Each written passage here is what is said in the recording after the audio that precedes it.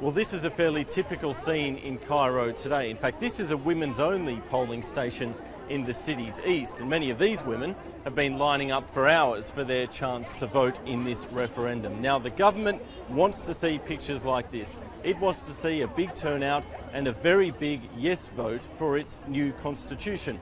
If that happens, it will interpret it as a sign that it did the right thing last year in removing the Muslim Brotherhood administration. Certainly many of these women here today will be voting yes.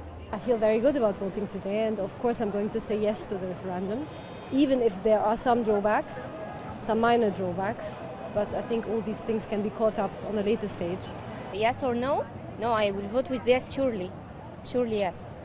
Why? I totally agree with the items. I read all the items of our laws, and I feel it's a success. It's a great achievement for us. We don't need any terrorism here in Egypt, so we vote for yes. We need to welcome the tourists and like that to active our country, so we should say yes.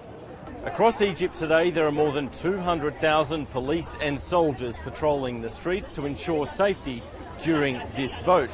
Nonetheless, a small bomb did explode early this morning, just as the polling stations were opening up at a courthouse in the Giza district in Cairo. And then, later in the day, several people were killed in clashes between security forces and anti-government protesters.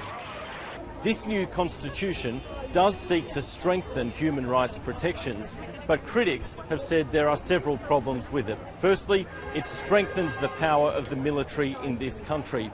It also seeks to crack down further on religious-based political parties, and that is seen as a direct attack on the Muslim Brotherhood, the former rulers of Egypt. The man who wrote the constitution is Amr Moussa, the former Foreign Affairs Minister of Egypt and the former Secretary General of the Arab League. And I caught up with him at a polling station just outside of Cairo.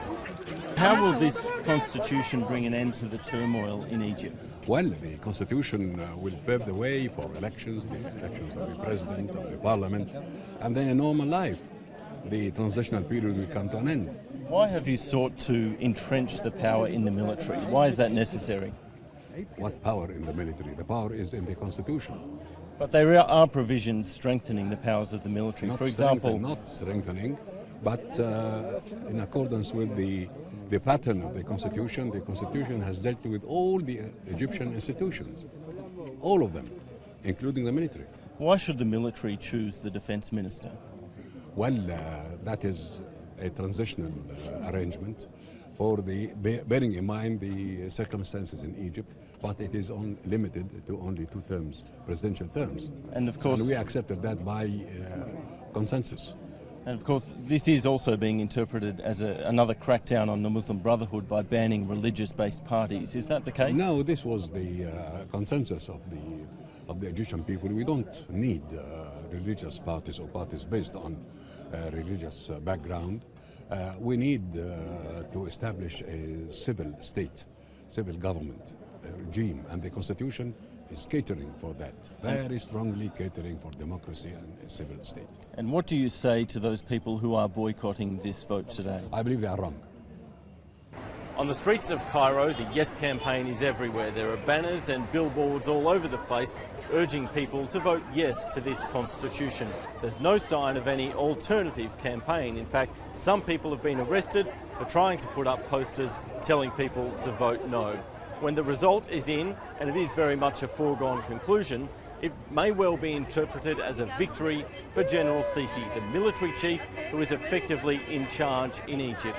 It's looking more and more likely that he will run for president.